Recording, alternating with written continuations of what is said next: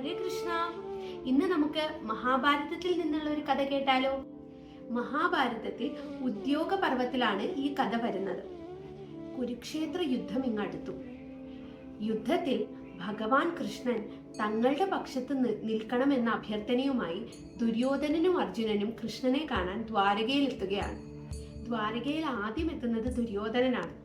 എന്നാൽ ദുര്യോധനൻ എത്തുമ്പോൾ ഭഗവാൻ ഉറങ്ങുകയായിരുന്നു. ഭഗവാന്റെ തലഭാഗത്ത് ഒരു കസേരയിട്ട് അവിടെ കാത്തിരിക്കുകയാണ് ദുര്യോധനൻ. പിന്നാലെ എത്തിയ അർജുനനാകട്ടെ ഭഗവാൻ ഉറങ്ങുന്നത് കണ്ട് ഭഗവാന്റെ പാദത്തിനടുത്ത് ക്ഷമയോടെ കാത്തിരിക്കുകയാണ്. ഉറക്കത്തിൽ നിന്ന് എണീക്കുന്ന ഭഗവാൻ സ്വാഭാവികമായും പാദത്തിനടുത്തിരിക്കുന്ന അർജുനനെയാണ് ആദ്യം കാണുന്നത്. അർജുനനെ കണ്ട സന്തോഷത്തിൽ ഭഗവാൻ എണീറ്റ് പാർത്ഥനെ ആലിംഗനം ചെയ്തു. അപ്പോൾ ദുര്യോധനനും ഭഗവാനെ വിളിച്ചു. വിളി കേട്ട് ഭഗവാൻ തിരിഞ്ഞു നോക്കിയപ്പോൾ അതാ ദുര്യോധനൻ ജ്യേഷ്ഠനും ഇവിടെ എത്തിയിട്ടുണ്ടോ എന്ന് ഭഗവാൻ ചോദിക്കുകയാണ്. രണ്ടുപേരുടെയും വരവിന്റെ ഉദ്ദേശം ചോദിച്ചു മനസ്സിലാക്കിയ ഭഗവാൻ കൃഷ്ണൻ ഒരു ചെറു പുഞ്ചിരിയോടെ പറയുകയാണ്, നിങ്ങൾ രണ്ടുപേരും എനിക്ക് പ്രിയപ്പെട്ടവർ തന്നെ, അതുകൊണ്ട് ഞാൻ രണ്ടുപേർക്കും എന്തെങ്കിലും തരണമല്ലോ. ഒരു വശത്ത് വിശാലമായ എന്റെ നാരായണീ സേന, മറുവശത്ത് ഞാൻ ഈ വാസുദേവ കൃഷ്ണൻ. ഇതിൽ ഒരെണ്ണം നിങ്ങൾക്ക് രണ്ടുപേർക്കും തെരഞ്ഞെടുക്കാം. പക്ഷേ ഒരു കാര്യം ഓർക്കുക, യുദ്ധത്തിൽ ഞാൻ ആയുധം ഉപയോഗിക്കുകയില്ല, ഞാൻ യുദ്ധം ചെയ്യുകയില്ല. അർജുനനെ അല്ലേ ഞാൻ ആദ്യം കണ്ടത്, അതുകൊണ്ട് അർജുനൻ തന്നെ പറയൂ, താങ്കൾക്ക് ഇതിൽ ഏതാണ് വേണ്ടത്? ഇത് കേട്ടപ്പോ ദുര്യോധനൻ അല്പം ഒന്ന് പേടിച്ചു. ദുര്യോധനൻ കൃഷ്ണന്റെ വാക്കുകൾ കേട്ടപ്പോൾ തന്നെ മനസ്സിൽ ഉറപ്പിച്ചായിരുന്നു, അദ്ദേഹത്തിന് നാരായണീ സേന മതി. ആയുധം ഉപയോഗിക്കാത്ത കൃഷ്ണനെ കൊണ്ട് യുദ്ധത്തിൽ എന്ത് പ്രയോജനം എന്നായിരുന്നു ദുര്യോധനൻ ആലോചിച്ചത്. അതുകൊണ്ട് തന്നെ ദുര്യോധനന് ഭയമായിരുന്നു അർജുനൻ നാരായണീ സേനയെ ആവശ്യപ്പെട്ടാൽ തങ്ങൾ എന്ത് ചെയ്യുമെന്ന്. എന്നാൽ അർജുനൻ നിസ്സംശയം പറഞ്ഞു, എനിക്ക് സൈന്യം വേണ്ട ഭഗവാനെ, എനിക്ക് അങ്ങേ മതി വാസുദേവാന്ന്. ഇത് കേട്ടപ്പോൾ ദുര്യോധനന് സമാധാനമായി.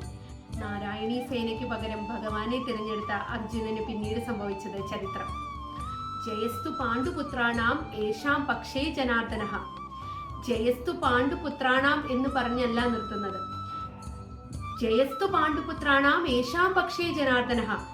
തങ്ങളുടെ പക്ഷത്ത് ജനാർദ്ദനനുള്ള പാണ്ഡവ സൈന്യം തീർച്ചയായും വിജയിക്കുമെന്നാണ് ഈ ശ്ലോകത്തിന്റെ അർത്ഥം. ഭഗവാൻ ഉള്ളയിടത്തെ ലക്ഷ്മി ദേവി ഉണ്ടാവുകയുള്ളൂ. ലക്ഷ്മി ദേവി ഉള്ളയിടത്തെ സമ്പൽ സമൃദ്ധിയും സമാധാനവും ഉണ്ടാവുകയുള്ളൂ. അർജുനന്റെയും ദുര്യോധനന്റെയും ഈ കഥയിൽ നിന്ന് നമുക്ക് മനസ്സിലാവുന്നതും അത് തന്നെ. എത്ര വലിയ സൈന്യം കൂടെ ഉണ്ടായിട്ടും ഒരു കാര്യവുമില്ല. ഭഗവാൻ കൂടെ ഉണ്ടെങ്കിൽ സൈന്യത്തിന്റെ ഒന്നും ആവശ്യമില്ല. ഭഗവാൻ ആയുധം പോലും വേണ്ട നിങ്ങളെ രക്ഷിക്കാൻ. ഭഗവാൻ കൂടെ ഉണ്ടാവുന്നത് തന്നെയാണ് ഒരു ഭക്തന് വേണ്ട ഏറ്റവും വലിയ കാര്യം. ഭഗവാൻ കൂടെ ഉണ്ടെങ്കിൽ പിന്നെ ഒന്നും പേടിക്കേണ്ട ആവശ്യമില്ല. ഭഗവാനെ ഉറച്ചു വിശ്വസിക്കുക. ഭഗവാൻ കൂടെ ഉണ്ടെങ്കിൽ അപ്പുറത്ത് നിൽക്കുന്നത് എത്ര വലിയ സൈന്യമായിക്കോട്ടെ. നാരായണീ സേന വളരെ വിശാലമായിരുന്നു, വളരെ വലിയ സേനയായിരുന്നു. ഒരുപാട് യുദ്ധങ്ങൾ ജയിച്ച ഒരു സൈന്യമായിരുന്നു നാരായണീ സൈന്യം. പക്ഷേ ഭഗവാൻ അർജുനന്റെ കൂടെ ഉണ്ടായിരുന്നത് കൊണ്ട് തന്നെ ആരാണ് ജയിച്ചത്? പാണ്ഡവരാണ് ജയിച്ചത് യുദ്ധത്തിൽ. ഭഗവത്ഗീതയിൽ 18ാമത്തെ അധ്യായം, അതായത് അവസാനത്തെ അധ്യായത്തിലെ അവസാനത്തെ ശ്ലോകം പറയുന്നത് ആരാണെന്നറിയോ? സഞ്ജയനാണ്. സഞ്ജയൻ ധൃതരാഷ്ട്രോട് പറയുന്ന ശ്ലോകമാണ്, യത്ര യോഗേശ്വര കൃഷ്ണോ യത്ര പാർത്ഥോ ധനുർധരഃ തത്ര ശ്രീ വിജയോ ഭൂതിർ ധ്രുവാനീതിർമതിർമമ.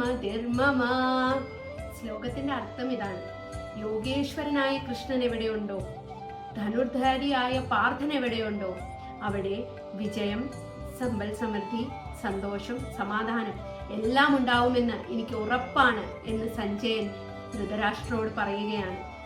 അതുകൊണ്ട് എല്ലാവരും ഭഗവാനെ ഉറച്ചു വിശ്വസിച്ചോളാം. നിങ്ങൾക്ക് എന്ത് പ്രശ്നം തന്നെ ഉണ്ടെങ്കിലും, നിങ്ങളുടെ അപ്പുറത്ത് നിൽക്കുന്നത് എത്ര വലിയ സൈന്യമാണെങ്കിലും ഒന്നും പേടിക്കേണ്ട. ഭഗവാൻ കൂടെയുള്ളിടത്തോളം നിങ്ങൾക്ക് ഒരു ആപത്തും വരികയില്ല. സന്തോഷമായിട്ടിരിക്കാം. Hare Krishna. God bless U.